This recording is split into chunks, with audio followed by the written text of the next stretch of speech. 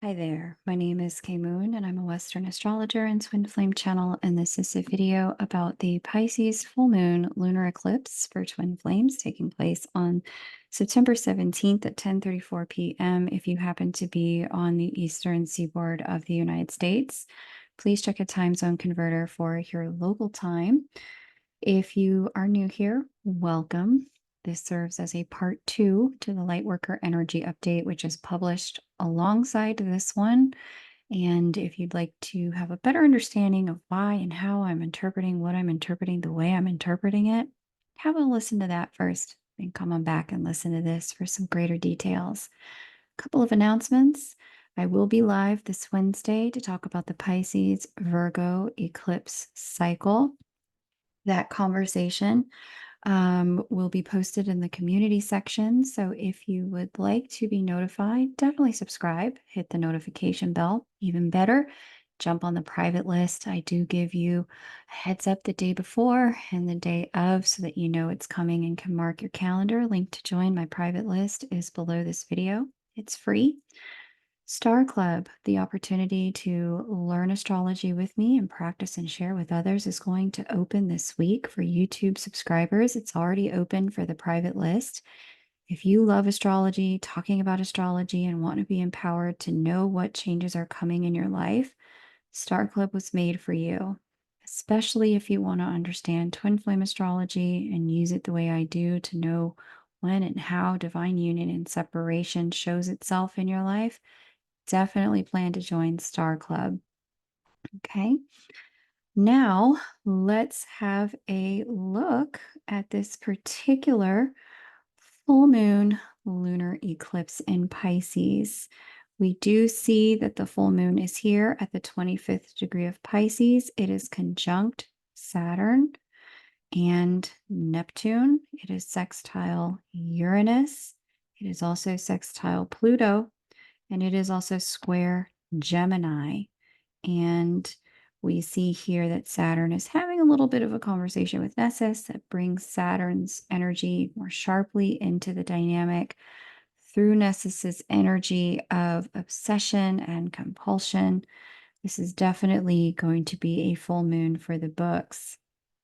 This full moon is an extraordinary one for major change, as I detailed in the Lightworker Energy Update.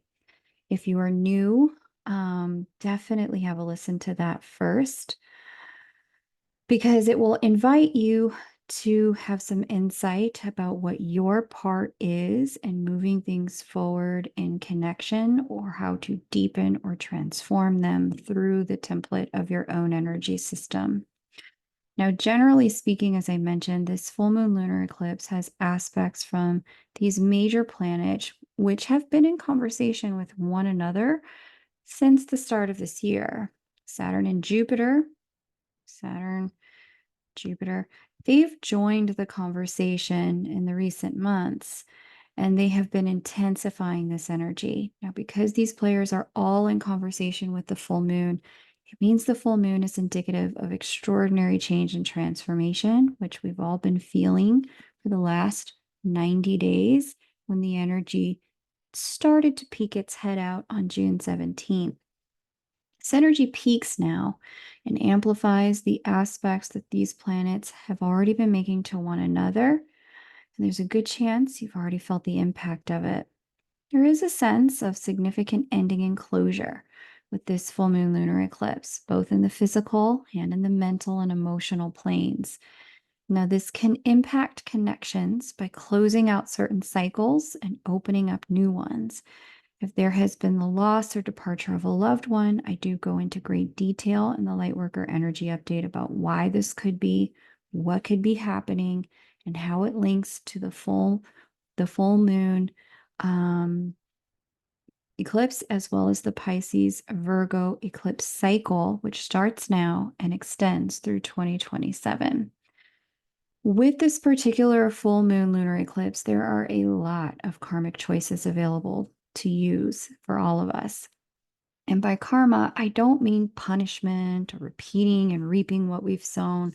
What I mean is that through releasing whatever has not served us that we've carried, through either putting it down or forgiveness of self and others, canceling debts, spiritual debts, emotional debts, physical debts that we've carried on from the past, that we're trying to recoup something in our future based on what happened in the past. If we cancel those kinds of things now, this is going to release and cause old timelines to fall. It's also going to allow loops that have been redundant in our relationship or connection space to close out. The Sanskrit root of the word karma simply means act or to make, as in taking action or accountability so that we can shape our lives with some intentionality. Now, if you're struggling with what the actions are and the choices available in this energy, then definitely consider joining Star Club and booking a reading with me over at kmoonastro.com. In Star Club, you'll learn about the cycles and seasons of divine union and divine separation and how to work with the energies and what to focus on so that you can have more confidence and more clarity about what's unfolding in your connection. In a reading, you'll get the information without having to learn it all yourself. So definitely consider that. Like I said, Star Club opens this week. But for now, let's take a look at what each of the counterparts are doing at this full moon lunar eclipse in Pisces. So Juno, the energy I read is the divine feminine. I get into why in Star School, which is available in Star School 201. Juno here is in conjunction with our friend the shaman's asteroid Makemake, Lilith here at that 8th degree of Libra, and Venus there as well. And this is going to bring a lot of clarity and alignment about what we want, where we're going, and how relationship is meant to move forward for us from here. This Juno also is seeing herself receive a square from the Ceres Follis connection there, conjunction in Capricorn. And this is going to open up in the divine feminine fields a difficulty in releasing what no longer serves in the structure of the partnership. Now, for some, it's going to be a third party. For others, it's going to be a habit. For others, it's going to be a mindset. For some, this will be a career path. For others, this may be a home. And still for others, this may be some sort of karmic pattern having to do with the father or the patrilineal spiritual inheritance in relation to love or money. Whatever it is, there is some recognition at this time. This thing is what stands in between me and deepening my soul connection.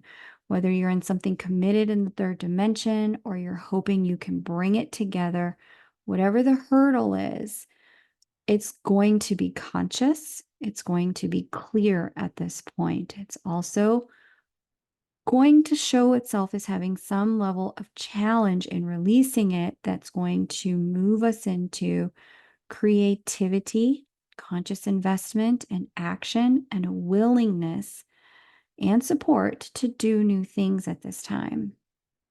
You can and you do hard things well. You've done them before.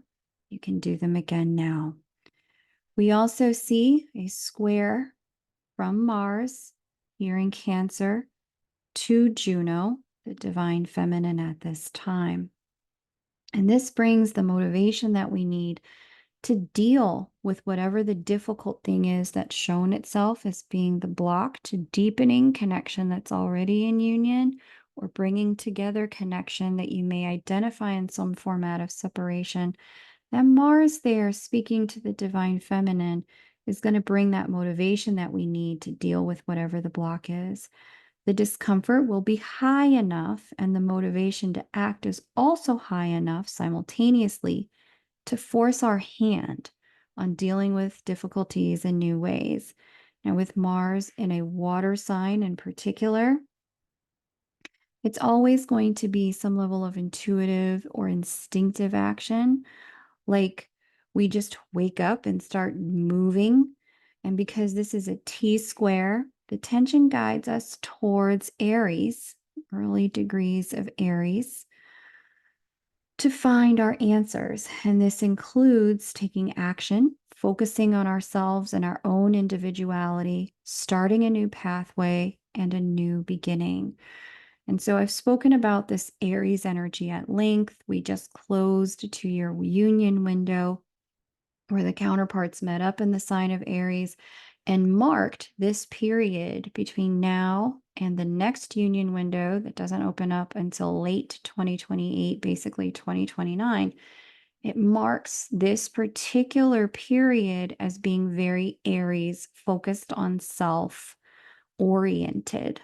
Okay, so if you've been having any trouble in your connection, any challenges, especially with Jupiter, the divine masculine here in the sign that deals with mirrors, that's Gemini, I promise you the answers are in your chart rather than your counterpart's chart. Okay, so let's take a look at some of the other aspects here for the divine feminine. We do see a trine to Chariklo in Aquarius here.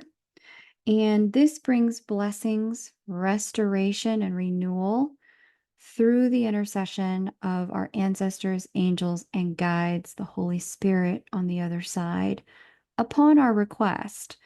So be sure to ask for what you need and be on the lookout for how it may come in unexpected ways. Okay. As I mentioned, there is a trine here to Jupiter, and those of you who are on the private list already know. The last lunar update, I gave you all some details about this in your email, but I'll bring it up here as well for those of you on the YouTube channel. Whenever we see the divine counterparts in a trine or a conjunction or a sextile, and I talk about this in Star School 201, which is part of Star Club, this is when we see the opening of a union window or some form of communication window, as the case is this time, because they're both in air signs which deal with consciousness and communication. This energy is staying with us through November 1st when they move out of alignment with one another. So if you are curious about like, hey, like, can I take my connection forward at this time? Astrological energy certainly says yes.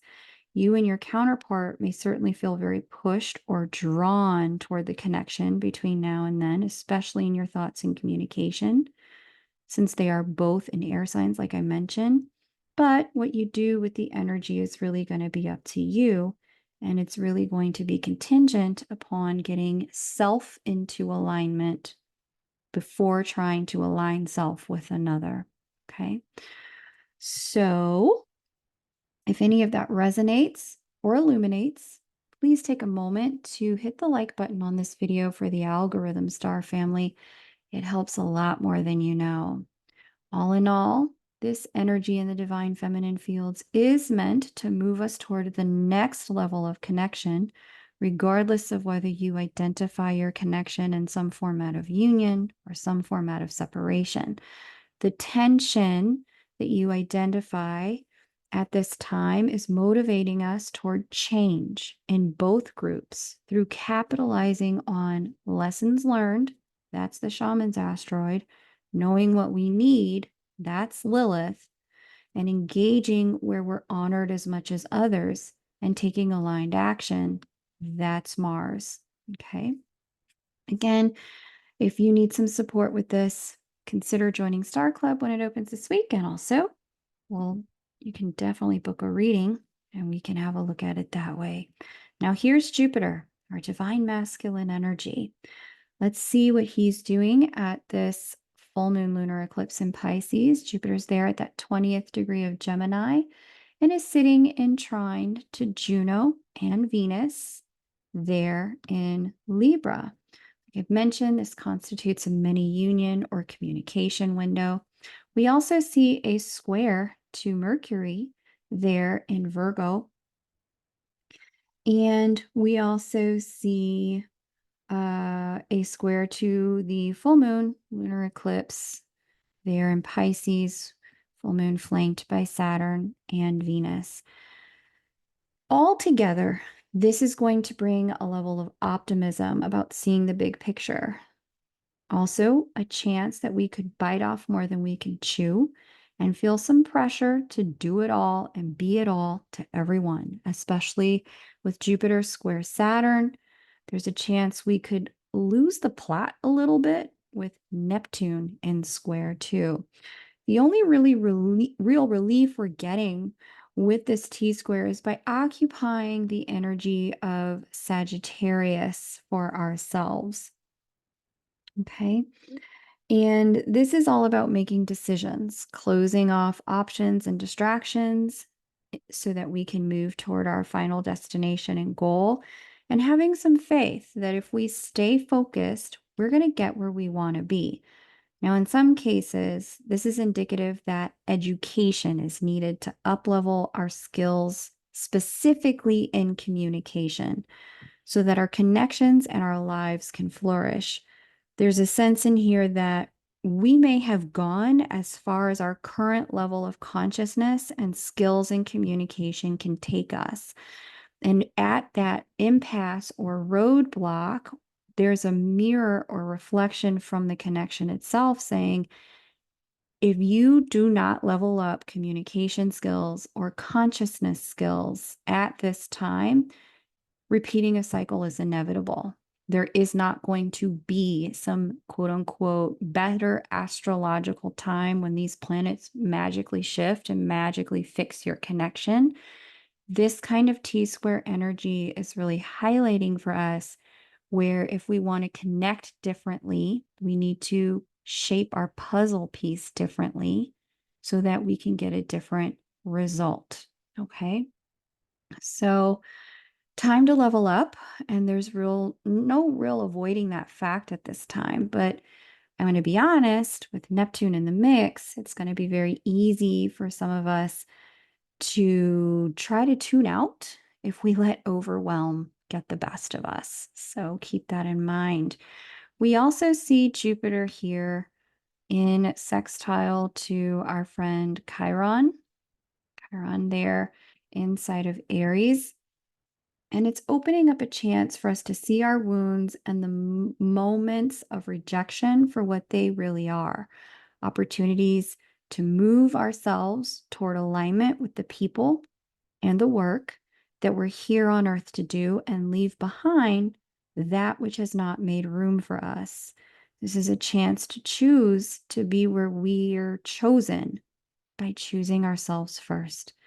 Huge opportunity to get to the other side of self-abandonment and rewrite our stories around rejection and abandonment so that we can step into the second part of the Chironic narrative, which is about leadership, light work, and healing through self-embracing and seeing what's right with us instead of dwelling in what's wrong. By the way, knowing your chart can really help with this. I also include as a bonus in Star Club for the first few registrants access to the Chiron workshop that will teach you exactly how to have mastery over the wounding so you can get to the wisdom of Chiron in your chart. Now, the divine masculine is also trine to Cheroklo. And again, these asteroids I cover in Star Club 201. And this is all about blessings, restoration, and renewal possibilities through prayer, asking your angels, ancestors, guides, Holy Spirit for what you need renewed and restored. The trick here with Cheroklo is you want to be on the lookout for an answer that may not be the same as what you had, but better in ways that you could not have predicted. The support is there.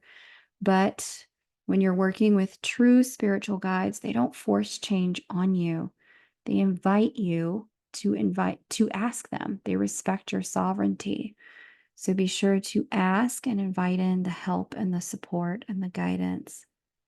Now, overall, this is a significant full moon for divine masculine energies because the divine masculine is speaking to the full moon in square. And it marks a turning point and fork in the road for leveling up through facing our fears, taking responsibility, making tough decisions in alignment with where we want to be. Both the new moon we just had 2 weeks ago and this full moon eclipse. With that said, this applies whether you identify in some form of union or some form of separation. This also applies regardless of gender identity in the connection. So if you've heard something today that resonates, definitely hit the like button before you go.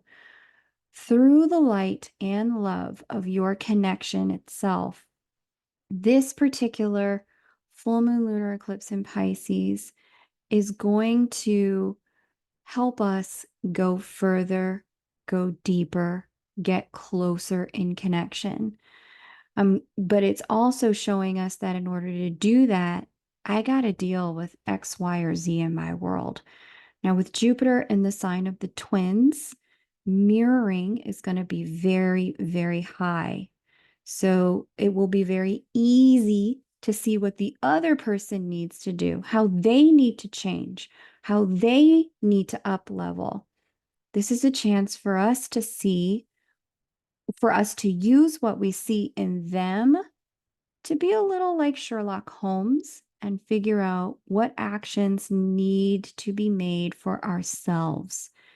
Seeing what they need to change is only the first step. Seeing how that correlates to instructions for your own next step, that's the mastery level.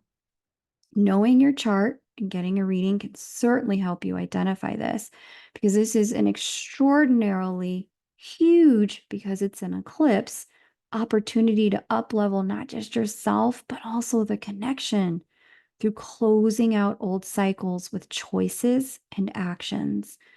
Tons of astrological support for changes that stick and stay with this eclipse. I'm super excited to share Star Club with you this week. It's an exciting time for all of us collectively, especially those of us in divine connections, and it's filled with a ton of transformation. And while that can be uncomfortable, it is for our benefit. So active participation in this energy from that place will help us move through this time with an open heart, an open mind, less frustration, less running, less shutting down, less clinging. Okay. All my love, you guys. We got this.